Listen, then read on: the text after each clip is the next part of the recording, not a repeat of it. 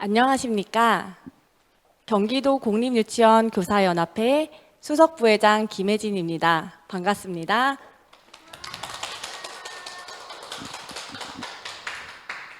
네, 조금 전 출석 이벤트에 모두 참여하셨나요?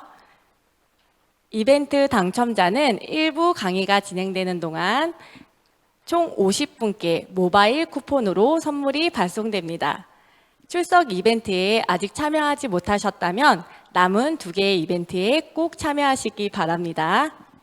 주말에 귀한 시간을 내주신 선생님들께 진심으로 감사드리며 맑고 아름다운 가을처럼 우리의 나날도 맑게 개었으면 하는 바람으로 이 시간에 문을 활짝 열겠습니다. 그럼 지금부터 제10회 경기도 공립유치원 교사연합회 직무연수를 시작하겠습니다. 오늘 일정은 1부 유치원 교권 침해 사례와 법률 이야기를 시작으로 퍼스널 컬러, 연합회 발자취 순으로 진행이 됩니다. 1부 강의 내용을 바탕으로 초성 퀴즈 이벤트, 연수가 끝난 이후 실시되는 후기 이벤트에 모두 참여하셔서 알찬 연수와 함께 선물도 받는 그런 조금 특별한 하루가 되셨으면 좋겠습니다. 그럼 법률사무소 류을 대표이자 우리 연합회 고문 역할을 담당하고 계신 임이랑 변호사님을 소개합니다. 큰 박수로 맞이해 주시기 바랍니다.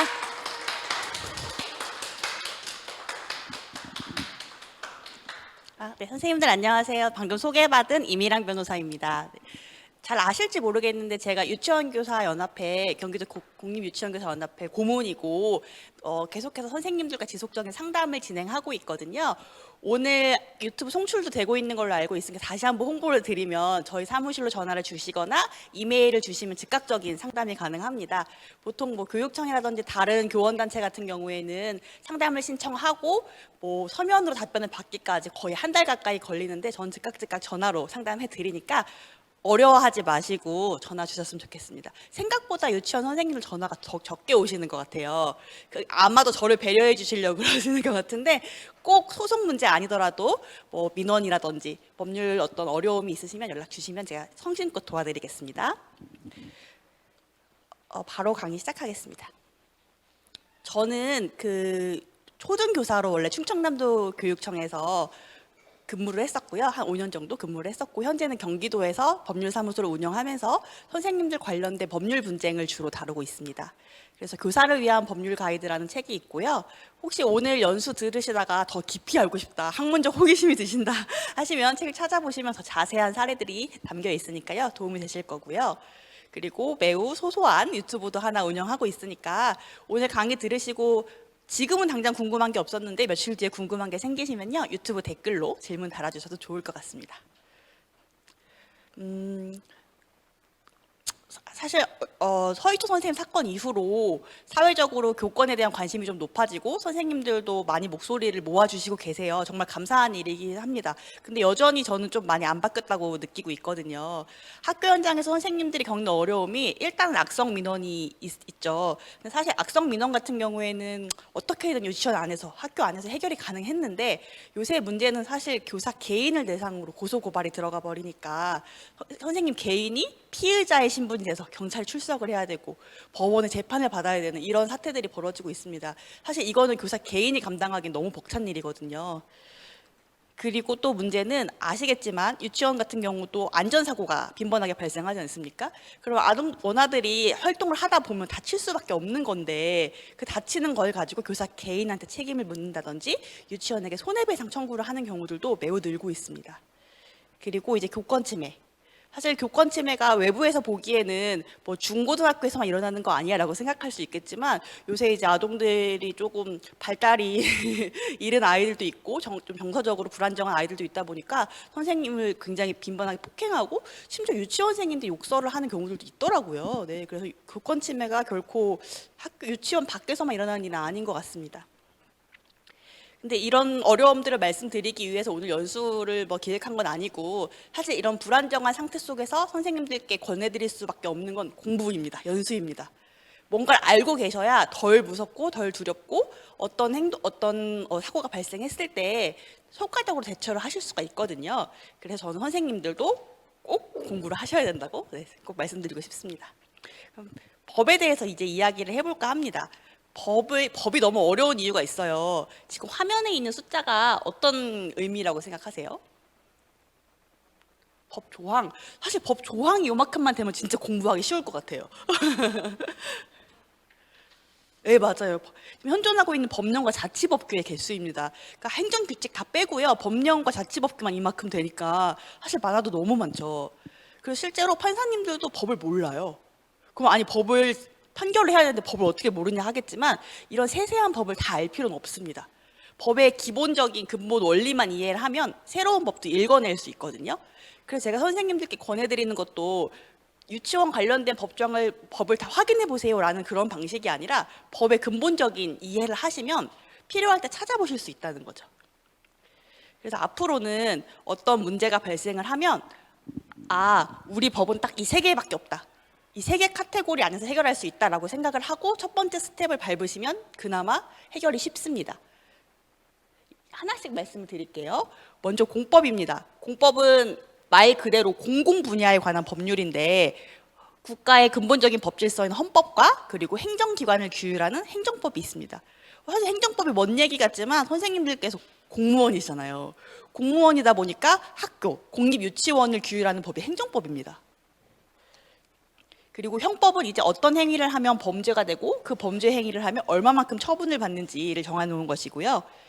민법은 일반 사인 간의 권리관계여서 돈을 달라, 이혼을 하겠다, 입양을 하겠다 이런 관계들이 민법의 영역입니다.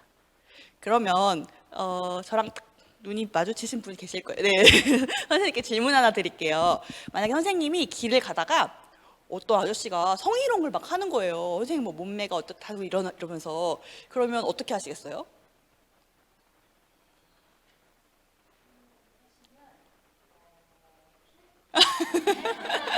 제가 원한 정답이 아닌데 근데 사실 요새 세상이 흉흉해서 피하는 것도 한 가지 방법이긴 합니다. 그럼 나는 참지 않고 대응하겠다 하시는 선생님 혹시 계실까요? 어떻게 대응하시겠어요?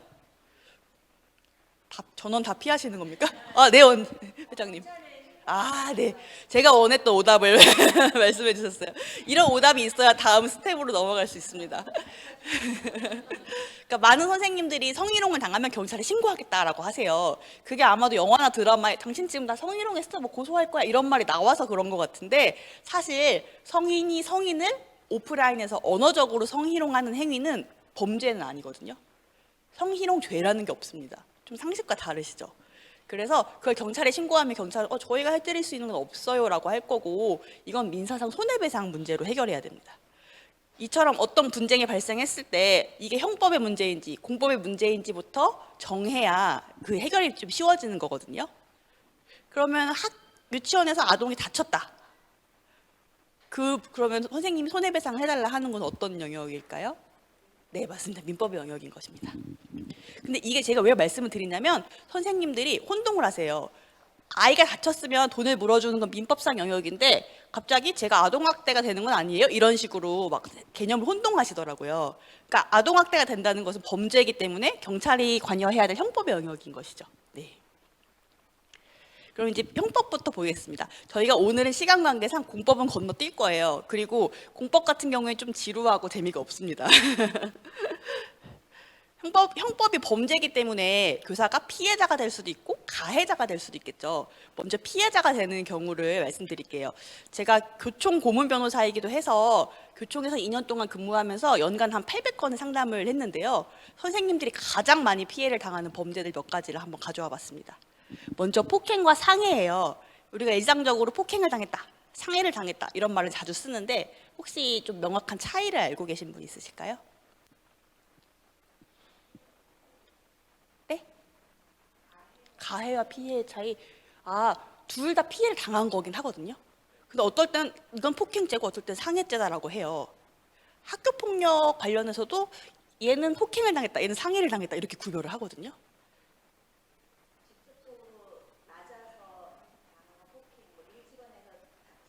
아, 네, 그렇게 생각하실 수도 있구나. 네, 근데 다시 정정해서 말씀을 드리면 폭행 같은 경우에는 예를 들어 제가 선생님한테 때렸어요. 근데 아프기만 하고 별다른 뭐 변화가 없습니다. 그럼 여기까지는 폭행이에요. 근데 제가 때렸는데 갑자기 이가 흔들리고 전치 2주의 치료를 요해요. 그러면 그때부터는 상해거든요. 그러니까 상해는 폭행의 어떤 결과로서 기능상의 문제가 생겨야 되는 것이죠. 그러니까 상해가 더 중한 범죄일 수밖에 없겠죠. 그래서 폭행죄의 구성 요건을 보시면 사람의 신체에 대한 일체의 유형력의 행사라고 해서 좀 말이 어렵죠. 이게 일본식 한자를 번역한 표현이어서 어려운데 그냥 이렇게 생각하시면 돼요. 타인의 신체에 어떤 종류든지 물리력을 가한다. 네, 물리력을 가하면 그것이 폭행이다라고 생각하시면 되거든요. 그럼 이런 사례는 어떨까요? 어떤 학생이 선생님한테 휴대폰을 던졌어요. 근데 그게 맞은 건 아니고요. 딱 코앞에서 떨어지셨습니다. 그러면 이건 어떻게 폭행이 될까요? 상해가 될까요? 범죄가 안 될까요? 범죄가 안 되실 것 같아요. 범죄에 대해서만 네. 어려우시죠? 어려우시라고 낸 문제예요. 네. 오, 맞습니다. 정답은 폭행죄가 성립합니다. 왜냐하면 이게 꼭 신체 접촉할 필요가 없어요. 때릴 것처럼 신체에 근접해서 팔다리를 휘두른다거나 하는 행위도 다 폭행이 될 수 있습니다. 그다음에 상해는 구성 요건이 이렇습니다. 사람의 신체에 생리적 기능상의 장애가 발생을 해야 돼요. 기능상의 장애. 그러면 만약에 어떤 사람이 지나가다가 선생님들 머리카락을 갑자기 잘랐어요. 충격적이죠. 근데 그러면 그건 폭행일까요? 상해일까요?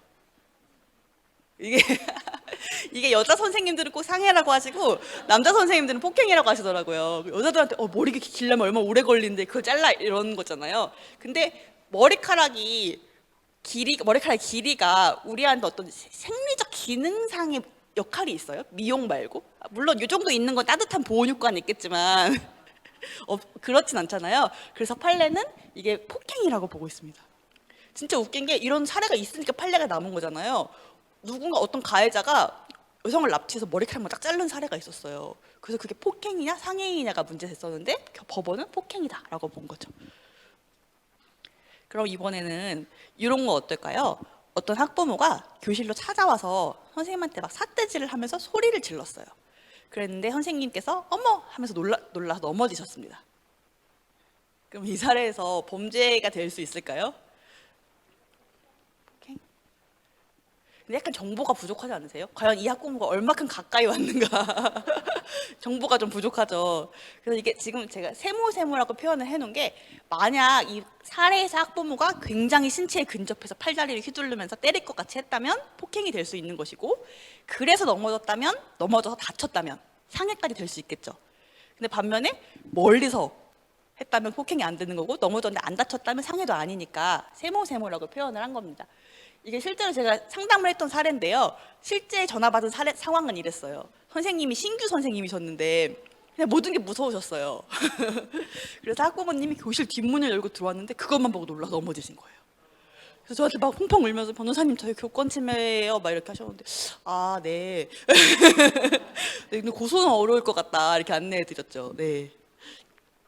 그래서 혹시 만약에 피해 진술을 할 상황이 있으시다면 굉장히 가깝게 와서 했다라고 진술을 하시는 게 유리하겠죠. 네. 그다음 모욕죄입니다. 일상적으로 모욕당했다, 뭐 명예훼손 당했다 이런 말 많이 하시잖아요. 근데 모욕죄의 정확한 구성 요건을 한 번도 안 보셨을 것 같아요. 모욕죄는 일단 공연성 요건입니다. 공연이 사람의 인격을 경멸하는 가치 표현을 할 때 성립하는 범죄입니다. 실제 사례를 볼게요. 이번에 학부모님이 면담을 신청을 해서 뭐 이렇게 아름답게 면담이 이루어지고 있었어요. 근데 갑자기 막 상욕설을 막 하시는 거예요. 삐 하면서. 너무 당황스러우시죠? 그럼 이게 처벌이 가능한 범죄일까요? 왜 안 되실 것 같아요? 맞습니다.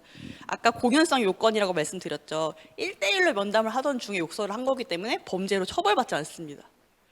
제가 이렇게 연수 때 말씀을 드리면 선생님들이 어떻게 이럴 수가 있냐. 너무 억울하잖아요. 사실 욕설을 살면서 누구한테 들어보시겠어요? 선생님들처럼 바른 길만 살아오신 분들이. 그러면서 꼭 추가 질문을 하시더라고요. 오늘은 추가 질문이 안 나오시는데 변호사님 그럼 저도 욕해도 되나요? 라고 물어보시더라고요. 어떠세요? 선생님도 욕설 하셔도 돼요? 짧게. 근데 문제는 범죄는 안 되거든요. 선생님들도 1대1이니까. 근데 선생님들은 국가 공무원으로서 품위 유지 의무가 있기 때문에 욕설을 똑같이 해도 선생님들이 징계 사유가 될 수 있죠. 제가 여기까지 말씀드리면 요새 MZ 선생님들은 참지 않으시더라고요. 일정 연수를 갔더니 MZ 선생님들이 변호사님, 그럼 제가 귓속말로 욕을 하거나 입모양으로 막 이렇게 욕을 하는 건 어떨까요? 증거가 안 남을 수 있잖아요. 이렇게 말씀하시는 거서 그렇게까지 하고 싶으시면 조심히 해보시라 이렇게 권해드렸죠. 참 이런 농담하는 게 너무 슬프긴 한데요. 진짜 많습니다. 정말 빈번하고 그래서 보통 상담하실 때는 뭐 이렇게 부장 선생님 입회하여 하신다든지 문 좀 열어놓고 하신다든지 이런 걸 권해드려요. 네. 그다음 이게 초중등학교에서는 사실 굉장히 흔한 사례입니다. 어떤 학생이 수업 중 갑자기 교사한테 손가락 욕설을 하는 거예요. 이게 진짜 흔하더라고요. 선생님이 뭐라고 하면 갑자기 딱 손을 이렇게 한대요. 그럼 이거 어떻게 범죄가 될까요? 네. 일단 옆에 애가 보고 있죠. 공연성은 있습니다. 그러면 이 신체 표현도 경멸적 표현인지에 대해서 판단을 하셔야겠죠. 일단 판례는 맞다고 보고 있습니다. 네, 판례는 언어적으로 욕설을 하는 경멸 표현뿐만 아니라 신체적인 경멸 표현도 모욕죄에 해당한다고 보고 있는데요. 판례가 인정한 대표적인 경멸 표현이 손가락 욕설이 있고 또 혹시 짱구가 하는 거 아세요? 엉덩이 까고 이렇게 막 흔드는 행위, 그것까지 판례가 있습니다. 그런 판례가 왜 남았는지 모르겠는데요. 그런 행위도 신체적 경멸 표현이라고 합니다. 그다음 명예훼손죄. 많은 분들이 명예훼손죄랑 모욕죄를 좀 헷갈리시더라고요. 남이 나한테 나쁜 말을 하면 무조건 모욕이나 명예훼손이다라고 생각을 하시는데 명예훼손죄와 모욕의 차이가 있습니다.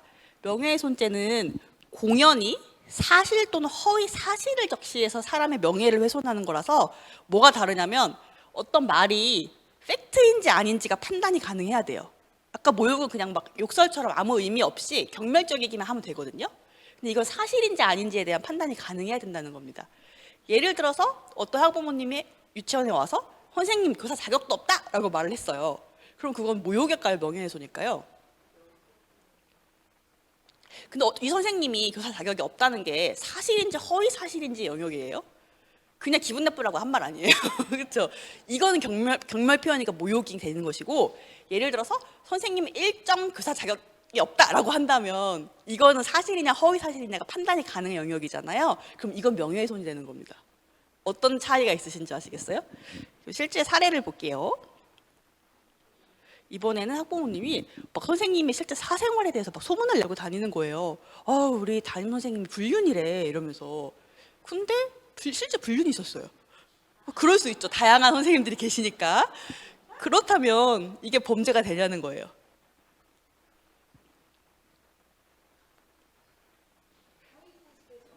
실제 사실이에요. 불륜이십니다. 네. 네, 맞습니다. 그래도 범죄가 됩니다. 우리 법은 특이하게도 사실을 말해도 사실적시 명예훼손이라고 해서 처벌을 하고 있죠. 그렇기 때문에 사실을 말해도 그게 타인의 명예가 훼손될 만한 일이면 명예훼손죄가 될 수 있습니다. 그래서 아실지 모르겠는데 그 성범죄자 알림이라고 해서 우리 동네에 성범죄자가 누가 사는지 확인할 수 있잖아요. 그건 온 국민한테 보여주는 건데도 그걸 보고 제가 딴 사람한테 우리 옆집 아저씨 성범죄자라고 말하면 명예훼손이 될 수 있습니다. 참 이상한 법이죠. 네, 그러니까 타인의 명예를 훼손할 만한 말을 그냥 안 하시는 게 좋은 거죠.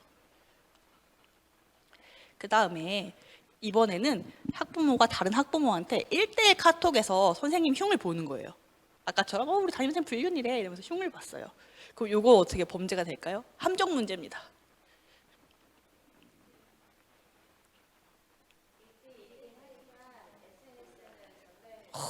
너무 리걸 마인드가 너무 거의 대법관급으로 정답은 맞습니다. 이게 전파 가능성이라고 해서 선생님들 인생을 돌이켜 보셨을 때 야 친구야 너만 알아?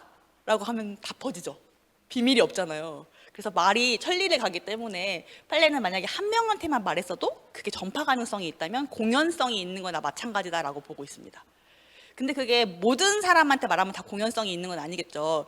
예를 들어서 그 친구의 흉을 친구의 남편한테 봤다. 라면 그건 안 퍼질 가능성이 높겠죠. 남편은 보호해주기 때문에 보호해줄 수 있겠죠. 네, 보호해준 사람이 많겠죠. 그렇기 때문에 그래서 이런 사례처럼 전파가 가능성이 있다. 왜냐면 학부모님들 사이에서 너무 신나는 주제잖아요. 담임 선생님 불륜이라니. 이런 거는 전파 가능성이 있다고 볼 수 있습니다. 그다음 무고죄. 우리가 무고죄가 되게 엄중한 범죄라는 건 아는데 구성 요건을 한번 보실게요. 타인을 형사처분 또는 징계받게 할 목적으로 허위사실임을 알면서 공무소나 또는 공무원한테 신고할 때 성립하는 범죄입니다. 그러면 이런 건 어떨까요? 이번에 학부모가 국민신문고에다가 허위 민원을 넣는 겁니다. 우리 유치원 담임선생님이 아침마다 애들을 5대씩 때린다. 근데 그런 사실은 전혀 없어요. 그럼 이거 어떻게 범죄가 될 수 있을까요?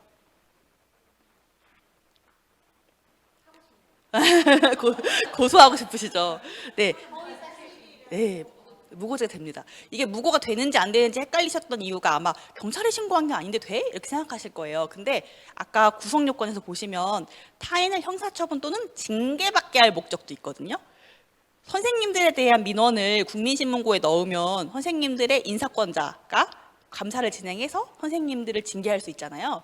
그렇기 때문에 허위 사실을 인사권자인 국민신문고에 넣는다면 그거는 징계를 받게 하려는 목적이라고 판례가 보고 있습니다.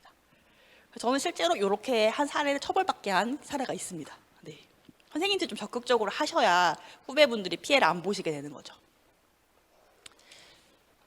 그 다음으로 업무방해죄나 공무집행방해죄라는 말을 자주 쓰시잖아요. 그래서 연결해서 말씀드릴게요. 먼저 업무방해죄는 허위사실을 유포하거나 위계나 위력으로 타인의 업무를 방해할 때 성립하는 범죄인데요. 뭐 예를 들면 그런 거예요. 식당 들어가서 막 고함 지르면서 영업을 방해하면서 뭐 식탁을 발로 찬다거나 이런 행위 있잖아요. 그런 게 위력이니까요. 아니면 이 식당은 무슨 뭐 바퀴벌레가 나온다라면서 허위사실을 유포한다거나 이런 게 업무방해가 되겠죠. 그다음에 공무집행방해죄는 좀 요건이 다릅니다. 직무를 집행하고 있는 공무원한테 폭행 또는 협박을 해서 그 공무집행을 방해할 때 성립하는 범죄니까 하는 행위가 좀 다르죠. 그럼 이런 사례는 어떨까요? 학부모가 수업 중인 국공립학교 교실 문을 열고 소리를 지르면서 수업을 방해했습니다. 선생님 나와! 막 소리를 버럭버럭 질렀고 실제로 수업이 한 10분 정도 방해가 됐어요. 그럼 이거 범죄가 될까요? 어떤 범죄가 될까요? 제가 원하는 오답입니다. 네. 다 안 됩니다. 너무 이상하시죠? 이상하실 수밖에 없죠. 왜냐하면 사실 이 문제가 변호사 시험 기출문제로 나왔는데 당시 수험생들이 다 틀렸어요. 왜냐하면 너무 이상하잖아요. 분명히 방해 행위를 했고 업무가 방해됐다고 했으니까요. 근데 학습권 범죄는 아니에요. 네, 아무것도 아니에요. 이 상황에서는 아무것도 아니에요. 그래서 왜 그런가 했더니 이건 다 법원 탓입니다. 판례가 언어를 좀 이상하게 해석을 하는 거예요. 그러니까 우리가 일상적으로 국어로 치면 업무라는 범위 안에 공무가 들어가는 관계가 맞잖아요. 근데 법원이 업무랑 공무는 별개고 여집합 관계래요. 그래서 공무원이 하는 건 업무가 아니라 공무만이랍니다. 그러니까 일반인들은 혹은 사립학교, 사립유치원 선생님들은 업무방해죄의 피해자가 될 수 있는데 선생님들 같은 공무원들은 공무집행 방해의 피해자만 될 수 있을 뿐 아예 업무방해죄에 해당이 안 된다는 거예요. 왜 그렇게 규정을 하고 있을까요? 맞습니다. 딱 그거예요. 나라의 녹봉을 먹는 너희들은 좀 더 참도록 하여라. 뭐 이런 취지죠. 네. 네, 판사님들은 참지 않으시죠. 네. 그분들도 공무원이신데요. 그러면 좀 나아가서 어제 그 학부모가 또 왔습니다. 오늘 또 오더니 어제 고소를 안 당했거든요. 그러니까 오늘 더 나아가서 안 나오면 죽여버린다까지 했어요. 그럼 요건 범죄가 될 수 있을까요?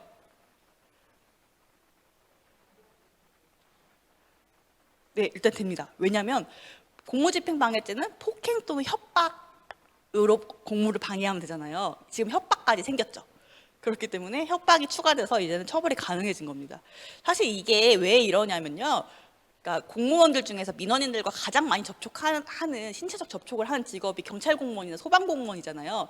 그분들 같은 경우에는 주치자들과 워낙 많이 접촉하다 보니까 사실 소리 지르고 이런 건 아무것도 아니거든요. 그러니까 적어도 맞거나 협박 당한 정도는 돼야 그래야 수사를 하라 이런 개념인 겁니다. 근데 그게 이제 학교랑은 좀 현실이 안 맞는 거죠. 그다음 협박죄입니다. 협박죄는 사람에게 공포심을 일으킬 만한 해악을 고지하고 공포심을 느끼게 할 고의가 있어야 되거든요. 그럼 이런 사례는 어떨까요? 이번에 어떤 학부모가 선생님한테 내가 너 교사 그만두게 해주겠다라고 협박을 했어요. 이게 시리즈가 있습니다. 뭐 옷 벗게 해주겠다, 연금 못하게 해주겠다 등등 뭐 변 자주 하시는 말이 있어요. 뭐 우리 아빠가 온다 뭐 이런 등등. 근데 이제 선생님은 딱히 위협감은 느끼지 못했어요. 그냥 뭐 뭐래 하면서 신경 안 쓰셨어요. 그럼 이게 범죄가 될 수 있을까요? 오, 왜 정답이 나왔네. 네, 범죄가 될 수 있습니다. 이게 아까 구성 요건이 그냥 사람한테 협박을 하면 되는 거지 상대방의 반응까지는 구성 요건이 아니거든요. 그래서 타인한테 협박성 발언을 하는 순간 범죄가 되는 것이지 상대방의 반응은 중요하지 않습니다. 만약에 반응이 구성 요건이라면 좀 담력이 약한 사람은 맨날 피해자가 되고 담력이 센 사람은 안 무서울 거 아니에요. 그러니까 남한테 협박을 하지 말라는 거죠, 그냥. 제가 이 사례를 왜 넣었냐면 실제 어떤 초등학교 선생님이 협박을 당해서 고소장을 작성해서 경찰서에 가셨어요. 근데 경찰분이 선생님 무서우셨어요? 안 무서우셨죠? 아, 그럼 돌아가세요. 고소장 안 받는 거예요. 그러니까 그런 분들이 많아요. 경찰분들이 일이 많다 보니까 웬만하면 안 받으려고 하시거든요. 근데 이제 선생님들이 오늘 연수를 들으셨으니까 그런 일이 있으시면 경찰관이 잠시만요. 제가 연수를 들었는데요. 협박죄는 협박성 발언을 하는 순간 범죄가 기수가 된다고 하던데요. 라면서 따지실 수 있겠죠. 네, 사람이 알아야 된다는 겁니다. 그래서 제가 학생에 의한 교권침해 사례 몇 개만 소개를 해드릴게요. 이게 언론의 보도가 요새 많이 되고 있잖아요. 근데 사실 언론에 보도되는 건 세 발의 피입니다. 왜냐하면 결국에는 피해자 선생님이 보도를 원하셔야 보도가 되는 건데 제 의뢰인분들만 해도 본인이 겪은 피해를 공론화시키고 싶어 하지 않으세요. 그래서 성희롱 같은 교원 능력 평가를 통한 성희롱 같은 경우에 세종시 선생님 때문에 공론화되긴 했는데 사실 이미 몇 년 전부터 엄청 많이 피해를 호소하고 계셨거든요. 열어볼 수가 없었다. 아이들이 정말 입에 담을 수 없는 말을 써서 열어볼 수 없었다고 하셨거든요. 근데 그때마다 교육청은 방법이 없다고 했어요. 근데 사실 그건 거짓말이거든요. 왜 방법이 없냐? 아까 전에 제가 말씀드렸던 것처럼 성인이 성인을 오프라인에서 성희롱하는 건 범죄가 아니지만 온라인에서 성희롱하는 건 범죄거든요. 통신매체 이용 음란죄라고 해서.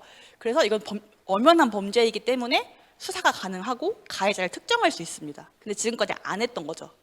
그래서 이번에 세종시 걔는 잡았잖아요. 그 다음에 좀 요새는 아이들이 정서적으로 어려움을 겪는 아이들이 많다 보니까 이상하게 선생님을 스토킹하는 경우도 많이 늘어나고 있어서 제 의뢰인분들 중에 3분이나 스토킹 피해를 당해서 막 주소도 옮기시고 막 심지어 주민번호랑 이름도 바꾸신 선생님도 계세요. 근데 주민번호 이름을 3번을 바꿨는데 찾아와요. 너무 무섭죠. 네. 그 아마 뉴스에서 보셨을 거예요. 그 공익근무 요원으로 근무하면서 개인정보에 접근해서 찾아온 그런 사례가 있었습니다. 참 이거 좀 무서운 사례인데 실제 사례 네, 경기도에서 그냥 초등학생이 요새는 선생님한테 흉기를 들이댑니다. 네, 이런 건 뉴스에 오히려 안 나오죠. 정말 흔한 일이고 그리고 이게 유치원 이런 일이 없을 텐데 중고등학교에서는 몰카가 진짜 성행하고 있거든요. 그래서 몰카 범죄가 정말 흔해서 걔네가 찍은 사진들을 포렌식 해보면 선생님들 사진 쫙 나옵니다. 네, 화장실 사진 이런 것들 심각한 문제고 되게 특이한 사례인데 어떤 고등학교에서 예쁘장하게 생긴 여학생이 아침마다 선생님 안녕하세요 물 드세요 하면서 물 떠다 줬어요. 그 선생님이 고맙다 하면서 몇 달을 드셨죠. 근데 몇 달 후에 어떤 친구가 와서 말을 해주는 거예요. 선생님 근데 그거 변기물이에요. 아셔야 될 것 같아요 하고 말씀. 예. 어떠실 것 같아요 선생님? 그런 일 겪었다. 그렇죠. 그래서 이 선생님은 학교에 교권보호위원회를 신청을 하셨고 교권보호위원회 개최됐는데 교권보호위원들이 이게 교권 침해가 아니라고 결정을 했습니다. 그러니까 그만큼 학교 교권보호위원회가 전문성이 없어요. 그래서 그 위원들이 이게 범죄도 아닌데 어떡해요? 뭐 이렇게 해버린 거예요. 근데 이게 틀린 말인 게 일단 범죄고요. 이게 상해고 상해 미수잖아요, 사실. 그렇기 때문에 범죄도 맞고 교권 침해는 꼭 범죄일 필요가 없거든요. 그냥 교원의 정당한 교육 활동을 침해한다거나 학교장이 인정하는 교권 침해 행위면 교권 침해가 될 수 있어요. 그래서 제가 이 학교에 내용 증명 보내서 제대로 다시 안 하면 민형사상 조치 취하겠다고 했거든요. 그랬더니 그 다음 주에 바로 얘를 퇴학시켜 버리는 거예요. 또 너무 극단적이죠. 그처럼 학교가 너무 주먹구구식으로 운영되는 학교들이 참 많습니다. 제가 연수 때마다 이 사례를 소개해드리면 선생님들 반응이 변호사님 이제 학교는 변기도 깨끗이 닦아야겠어요. 이런 자조적인 농담을 하시더라고요. 너무 슬퍼요. 그러면 이제 학생에 의해서 교권 침해를 당하면 어떻게 해야 되냐 이런 건데, 사실 유치원 선생님들은 좀 마땅치 않은 게 사실입니다. 일단은 증거 수집을 먼저 하시긴 하셔야 돼요.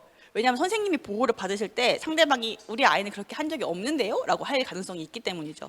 다행히 유치원에는 CCTV가 많기 때문에 CCTV로 웬만하면 증거 수집이 가능하실 것 같고요.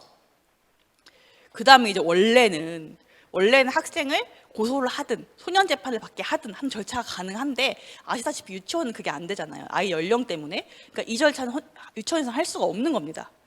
그러면 이제 뭘 할 수 있냐? 교권보호위원회는 최소한 개최할 수 있죠. 사실 유치원에 교권보호위원회가 필수적으로 설치돼야 되는 게 아니다 보니까 설치가 안 된 유치원이 있으실 텐데, 선생님들 근무하시는 학교는 어떠세요? 설치됐다. 반반? 예? 반반이신 것 같아요. 그러니까 많이 안 되신 것 같아요. 근데 설치가 돼 있으시다면 이제 선생님에 대한 보호 조치가 가능하게 된 거죠. 여전히 이때도 가해 학생에 대한 징계는 어렵습니다. 학생이 원화이기 때문에. 그리고 이제 가능한 범위가 있다면 민사소송도 가능은 한데, 글쎄요, 민사소송을 할 정도 되려면 선생님이 좀 폭행을 많이 당하신다거나 그 정도는 돼야 금전적으로는 의미가 있습니다. 그 다음에 유치원은 또 이제 문제가 학부모님들에 의해서도 교권 침해를 많이 당하실 거 아니에요. 그래서 사례 몇 개 소개해 드리면, 이거는 그 국공립 그러니까 그 병설 유치원이 있는 초등학교였는데요. 엄마랑 이모가 담임 선생님을 찾아와서 핸드백으로 막 때린 사건이 있었거든요. 근데 이게 선생님들 아시겠지만 뭐 램스킨, 양가죽 이런 건 부드러워요. 근데 악어 가죽 이런 거는, 왜 악어 가죽 이런 거는 살인, 거의 뭐 이거 흉기거든요, 흉기. 근데 악어백을 들고 와가지고 막 선생님을 때린 거예요. 그래서 이게 전치 4주가 나왔습니다. 사실 전치 4주면 진짜 많이 맞으신 거거든요. 근데 왜 때렸냐? 자기 아이만 발표를 안 시켰대요. 차별을 했대요. 그런 이유였습니다. 그리고 이게 또 이런 경우가 많더라고요. 선생님들 개인 휴대폰 번호가 학부모님한테 공개되다 보니까 카카오톡으로 뭐 이상한 거 보내시는 분들이 있더라고요. 뭐 이상한 링크 보내신 다음에 어머 잘못 보냈어요. 친구한테 보내려고 했다 야동인데 이렇게 말씀하시는 분도 있고, 선생님 프사 보니까 휴가 가셨나 봐요. 비키니 사진도 보고 싶네요. 무흐 물결 막 이러면서 막 이런 거 보내시는 분들도 있고 그러셔가지고 막 신규 선생님들이 막 울면서 전화 오세요. 근데 이거 범죄죠. 통신매체 이용 음란죄. 그다음에 요새는 좀 아시겠지만 조부모님들이 자녀를 봐주시는 경우들이 많다 보니까 조부모님들에 의한 교권 침해도 굉장히 많이 일어나고 있고, 뭐 욕설이라든지 폭행 이런 것들이 빈번하게 일어나고 있습니다.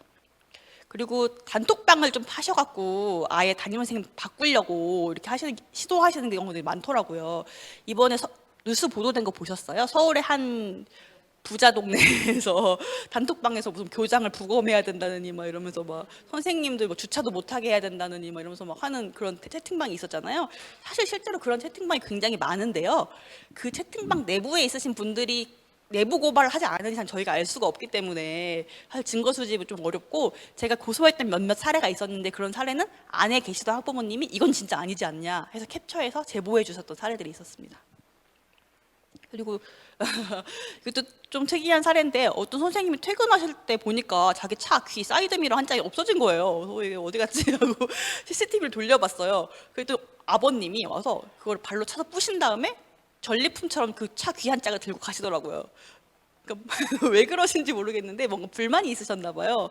근데 이건 범죄죠. 손괴죄. 그럼 이런 교권 침해를 당하셨다 하면 또 역시 어떻게 대응을 하셔야 되냐? 역시 첫 번째도 두 번째도 증거 수집입니다. 네, 증거 수집을 먼저 하셔야지 어떤 법적 조치든지 취하실 수가 있고, 사실 교권보호위원회에서도 증거 없다는 이유로 교권 침해 인정 안 되는 경우들이 왕왕 있거든요. 그런 다음에 이제 학부모는 사실 형사 고소를 할 수 있죠. 성인이니까. 그래서 원래는 범죄 행위를 하면 바로 고소를 할 수 있는데, 다만 이제 교사가 학부모를 고소하는 것이 쉽지 않고 심적 부담을 느끼실 수 있잖아요.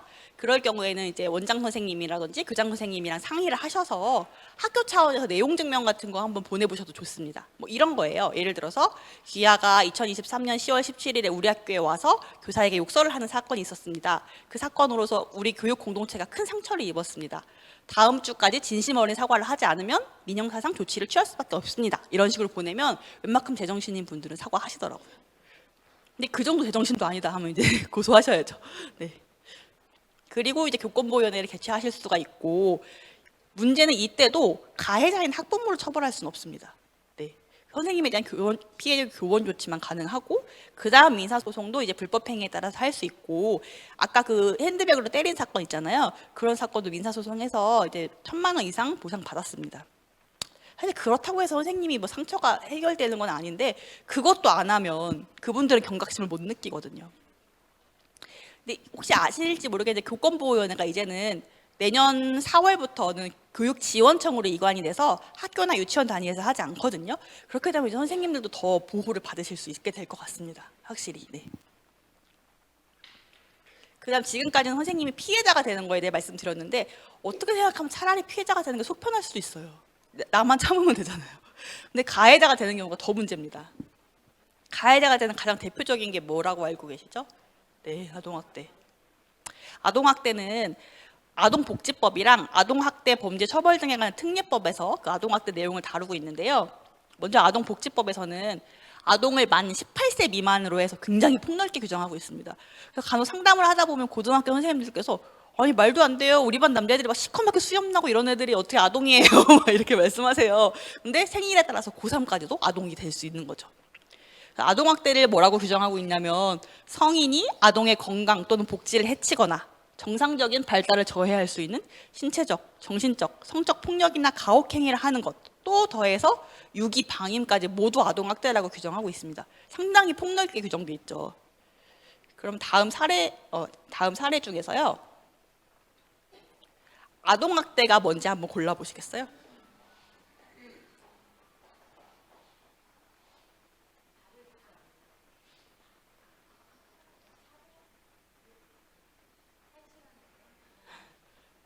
이거 다네요, 그렇죠? 네, 네, 다예요. 이게 다 판례가 인정한 아동학대입니다. 이만큼 아동학대는 굉장히 인정되기가 쉽고 조금 아동을 보호하는 목적의 법이다 보니까 조금 더 아동의 입장에서 생각하는 편입니다. 아동학대가 인정된 사례를 보면요, 초등학교 선생님이 야, 너 때문에 선생님 이마에 주름 생겨, 나 보톡스 맞기 싫거든? 이렇게 말씀하신 사례가 있었어요. 근데 사실 어떻게 보면 이게 조금 귀여운 투정일 수 있잖아요. 선생님 힘드니까 좀 말 좀 들어라 이런 말인데, 법원이 이걸 아동학대로 인정해서 벌금형을 선고한 사례가 있었고요. 김땡땡 정말 너는 구제불능이야 이렇게 말한 것, 그리고 아유 박땡땡이 수준이 아주 1학년이랑 딱 맞아 이렇게 말한 것도 아동학대로 인정됐습니다. 근데 이게 조금 사실 저는 초등 유치원 선생님들 입장에서 또 대변해드리고 싶은 게, 이런 말 자주 쓰시거든요.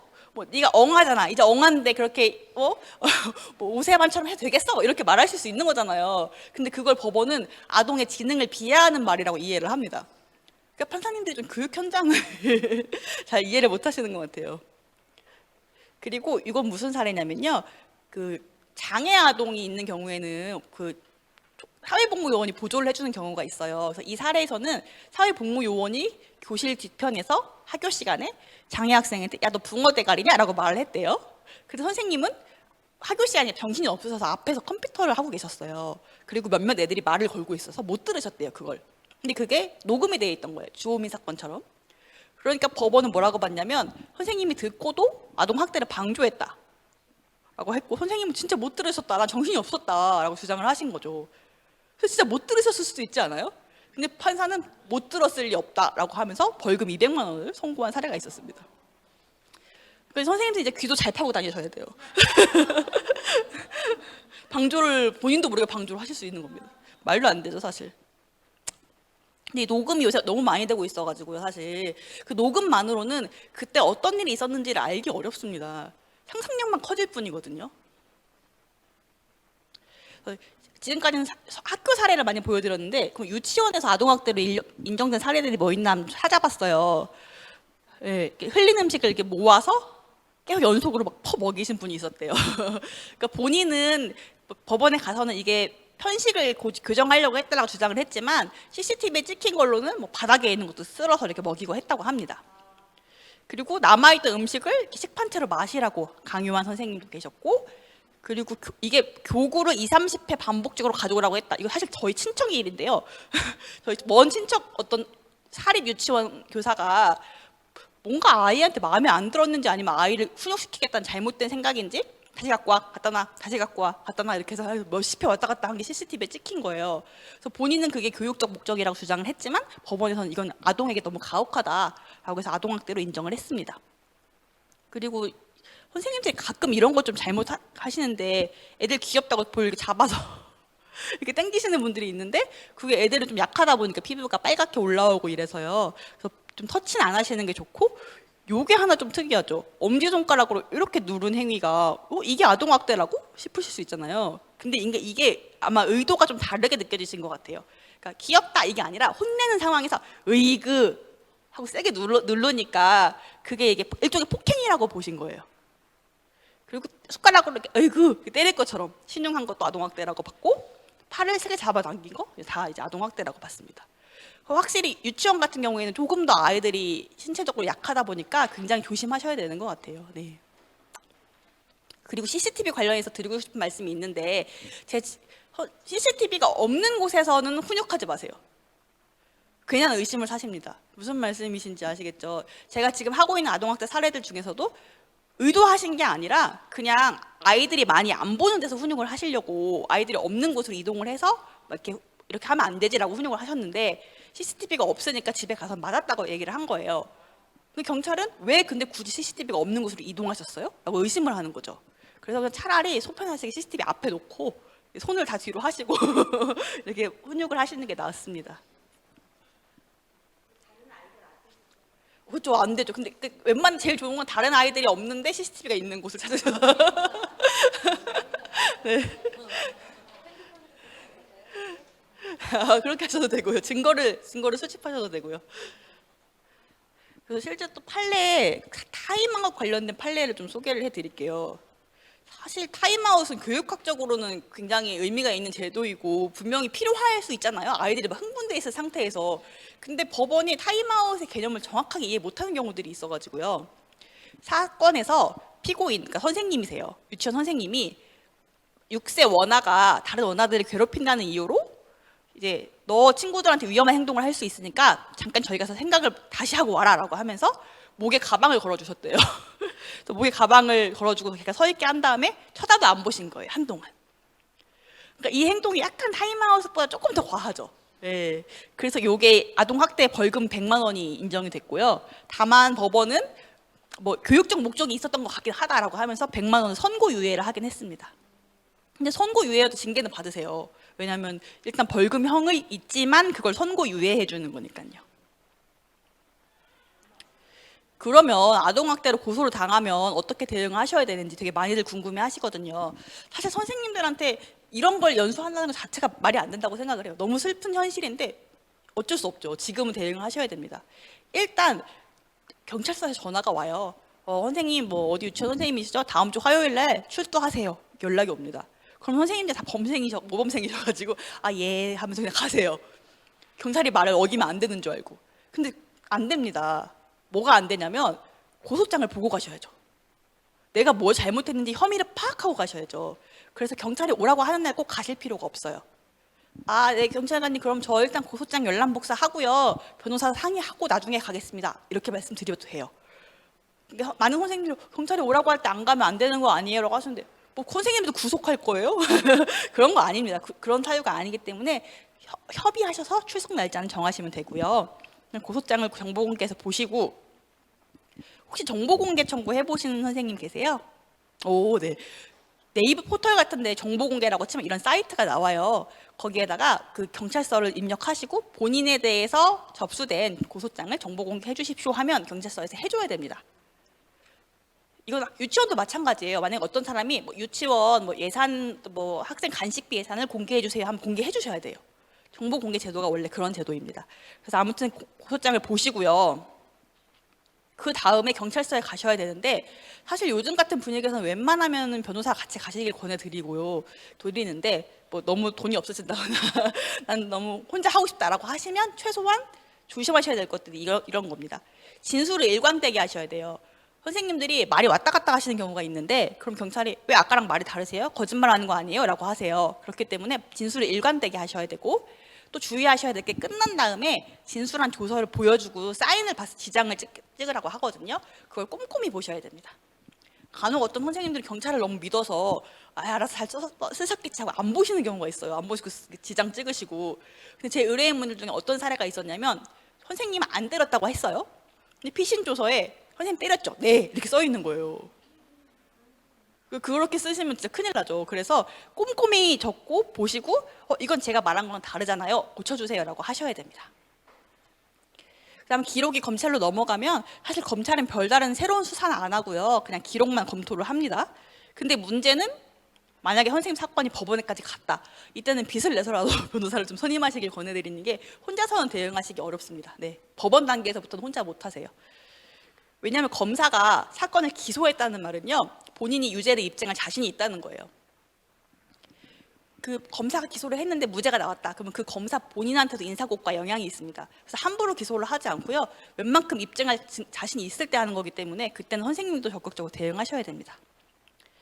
그 변호사 선임할 때 유의할 점이, 그러니까 많은 분들이 그냥 광고가 많으면 좋은 회사라고 생각하시는 경우들이 있더라고요. 근데 전 정말 말리고 싶은 게 그 광고비는 결국에 다 선생님들 수임료에 들어가는 거거든요. 예를 들어서 어떤 변호사가 가만히 앉아 있어도 유능해서 사람들이 찾아와요. 그러면 굳이 비싸게 받을 필요는 없잖아요. 근데 광고를 막 하면 그 광고 비용을 다 선생님들한테 받아야 될 거 아니에요. 그래서 쓸데없이 비싼 경우들이 많기 때문에 그건 좀 조심하시라고 말씀드리고 싶고, 또 홈페이지에 막 100명이 있어도 그건 의미가 없습니다. 어차피 선생님 사건 한 명이 하고요. 막 드라마에 나오는 것처럼 막 3-4명이 모여서 상의하고 이런 일은 없어요. 네, 변호사들은 그렇게 일 안 합니다. 재벌 총수 일이면 해요, 그렇게. 근데 이런 사건 절대 그렇게 안 합니다. 그리고 사무장이랑만 이야기하시고 변호사 얼굴도 못 보시는 분들이 있어요. 그건 진짜 아니거든요. 왜냐하면 선생님 사건은 사무장이 서면 쓸 수도 있어요. 그런 사기인데 그렇게 하시는 분들도 꽤 많기 때문에 꼭 변호사를 직접 보고 변호사 관상을 보시고 눈빛을 보시고 믿을만한지 본인 기준에서 해야 할 수 있잖아요. 그리고 최소한 아동학대 사례를 해본 사람. 왜냐하면 아동학대 사례를 한 번도 안 하고도 자기가 아동학대 전문 변호사라고 홍보하는 사람들이 있어요. 그게 가능해요, 법적으로. 그렇기 때문에 최소한 해봤는지를 좀 보고 하시는 게 좋습니다. 어제도 어떤 선생님 한 분 울면서 찾아오셨는데 변호사 선임할 때는 막 간쓸게 다 빼줄 것처럼 하더니 선임한 이후에 연락이 안 된대요. 그래서 전화를 하면 화내면서 막 선생님한테 오히려 화를 내고 그런다고 하시더라고요. 정말 죄송하지만 그런 사람들이 많습니다. 네. 네. 선생님들처럼 도덕적이지 않아요. 네. 이게 글자가 왜 일로 갔지? 네. 그 다음에 이제 선생님들 관련, 유치원 선생님들 관련해서 하나 더 제가 추가한 게 업무상 과실치상인데요. 업무 중에 실수로 다치게 하실 수 있잖아요. 근데 그게 범죄가 될 수 있습니다. 아동학대가 고의로 아동을 학대하는 고의범이라면 과실치상은 실수로 다치게 했는데도 형사처벌을 받게 하는 거기 때문에 이건 조금 조심하셔야 됩니다.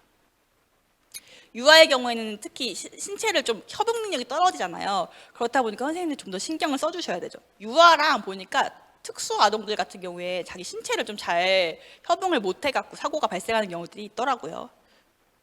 사례를 하나 볼게요. 여기서 피고인 A는 유치원 교사로 통학버스에 탑승했던 선생님이고요. 피고인 B는 통합 차량의 운전 업무를 담당했던 운전기사고, 피고인 C는 그때 주임교사로서 애들이 통학버스에 내렸는지 출석을 잘 했는지를 확인할 의무가 있는 사람이었습니다. 근데 이게 기억이 나실 거예요. 아마 뉴스에 나왔으니까. 2016년 7월에 한창 더울 때였는데요. 피고인 A와 B가 원생들이 버스에 남아있는지를 확인하지 않은 채 그대로 버스 문을 잠가서 피해 아동이 하루 종일 버스 안에 있도록 한 거예요, 여름에. 그래서 그게 오후 4시 40분까지 실내 온도가 42도였는데 그 안에서 혼자 푹푹 찌는 데 있었던 거죠. 그래서 걔가 결국에는 열사병도 걸리고 뇌손상까지 입은 사례입니다. 그래서 법원은 결국에는 그 담당 통합버스에 탔던 선생님은 금고 8월, 그리고 그 운전기사는 금고 6월, 그리고 그 출석 체크하는 업무 선생님은 금고 5월에 집행유예 2년 선고했거든요. 금고가 뭔지 아세요? 금고? 네, 맞아요. 금고랑 징역 둘 다 갇히는 건데, 징역은 말 그대로 역을 사는 거예요. 그러니까 갇혀서 노역도 해야 되는 거고, 금고는 갇혀 있기만 하는 거죠. 그나마 법원은 선생님들이 연약하시니까 징역 말고 금고를 선고해 주셨네요. 근데 아무튼 갇히는 거라니까요. 그러니까 내가 업무상 실수로 교도소에 들어갈 수 있다는 거죠. 네, 지금까지 형법과 관련된 분쟁 말씀드렸고 이제 민법과 관련된 이야기 해드릴게요. 민법과 관련된 거는 학교 안전사고라고 생각하시면 됩니다. 학교 안전사고. 학교 안전사고는 교육활동 중 발생한 사고여서 학교장이 인정하는, 원장이 인정하는 각종 모든 행사, 대회가 다 포함되고 이 학생들, 원아들이 통상적인 경로 및 방법에 의해서 등하교하는 것까지 모두 학교 안전사고의 범위에 포함됩니다. 그러니까 아이가 등원을 하다가 다쳐도 학교 안전사고라는 거죠. 그리고 휴식시간, 그리고 교육활동 전후의 통상적인 학교 체류시간 모두 교육활동 중 발생한 사고이고요. 뭐 특별활동, 재련활동, 수련활동처럼 학교 밖에 나가는 현장체험학습도 모두 학교 안전사고의 범위에 포함될 수 있습니다. 그럼 학교 안전사고가 아닌 건 뭐냐라고 했을 때 대표적인 사례를 보시면 좀 이해하시기가 쉬울 것 같아요. 2013년 4월에 운동장에서 축구를 하던 고등학생이 오른쪽 무릎이 돌아가는 상해가 발생을 했어요. 또 그럴 수 있죠. 근데 이 학부모님께서 이게 학교가 체육대회를 준비시켜서 발생한 사고라면서 학교 7,800만 원을 물어내라 소송을 했습니다. 그랬더니 법원이 결과적으로는 이게 학교 안전사고가 아니라고 봤어요. 그 이유가 뭐냐면 사고 발생일이 4월 8일이었는데 체육대회 담당 선생님이 기한을 한 건 5월 3일이었습니다. 그러니까 아직 체육대회 준비를 하지 않았어요. 그냥 자기들끼리 놀다 다친 거죠. 그리고 이미 5시 10분경이어서 6교시 정규 수업 마치고도 한참 지난 시간이었던 거죠. 통상적인 학교 체류 시간이라고 볼 수 없었던 겁니다. 근데 만약에 원아가 수업을 마치고 한 20분가량 더 있을 수 있잖아요. 집에 바로 안 가고. 그건 통상적인 체류 시간이에요. 그러니까 한 20분, 30분 정도는 괜찮다는 거죠. 그래서 하나 사례를 보여드릴게요. 아동이 성추행을 당한 거예요, 유치원에서. 근데 담임 선생님한테 왜 몰랐냐, 왜 어떻게 모를 수가 있냐라면서 같이 책임을 물었던 사례입니다. 그러니까 원고는 유치원생이고요, 피고는 유치원 원장인데 이 사례에서는 남자였대요. 사립이었던 것 같아요. 그리고 피고인은 유치원 선생님 담임교사입니다. 유치원 원장인 피고 1이 수차례에 걸쳐서 피해 아동의 성기를 만지는 등 성추행을 했습니다. 그랬더니 이제 집에서는 화가 날 수밖에 없죠. 사실 아이가 밖에 다치면 부모님들이 원망할 대상을 찾고 선생님이 뭐 했냐 이렇게 되거든요. 그러다 보니까 담임 선생님이 뭐 했냐는 거예요.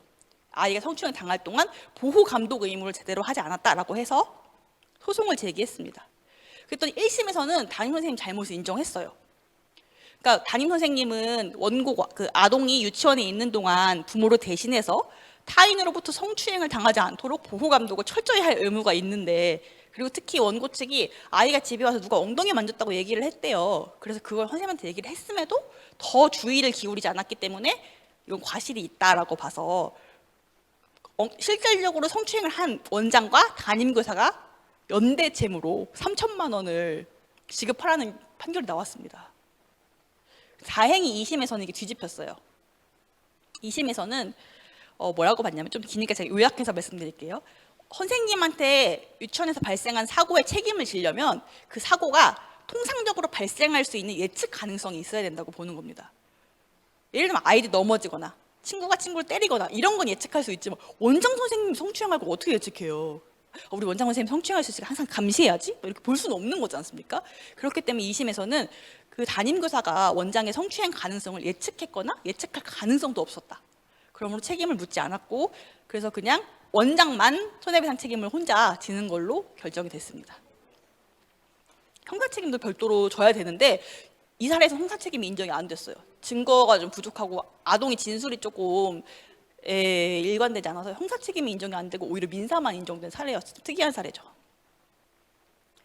그리고 이런 거는 충분히 발생할 수 있을 것 같아요. 국공립에서도. 원고 역시 피해 원생이고 피고 1은 가해 원생의 보호자, 가해 학생이 있었습니다. 그리고 피고 2는 유치원 원장인데요.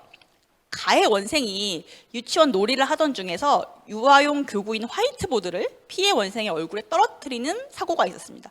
일부러 한 게 아니고요. 떨어뜨린 사고였어요. 그랬더니 이제 원고 측에서 뭐라고 주장을 했냐면, 가해 학생 보호자는 책임 무능력자인 그 아동의 친권자이므로 감독 의무자가 있어서 보호자가 책임을 져야 되고, 또 유치원장은 그 관리를 소홀히 한 책임이 있다라고 해서 그 둘에게 돈을 물어내라는 소송을 제기했습니다. 그랬더니 판례는 뭐라고 봤냐면요, 그 사고가 통상적으로 발생할 수 있다고 예상 가능한 것에 한해서 책임을 짓는 건 맞다. 아까랑 똑같은 논리죠. 그런데 이제 여기서는 보호감독 의무를 위반했다고 봤습니다. 왜냐하면 유치원생들 같은 경우에는 너무 어려서 책임 능력과 의사 능력이 없고 또 보호 감독을 더 많이 해줘야 되는데 얼굴에 떨어질 동안 교사가 약간 뭐 방치했다 이렇게 본 거죠. 네.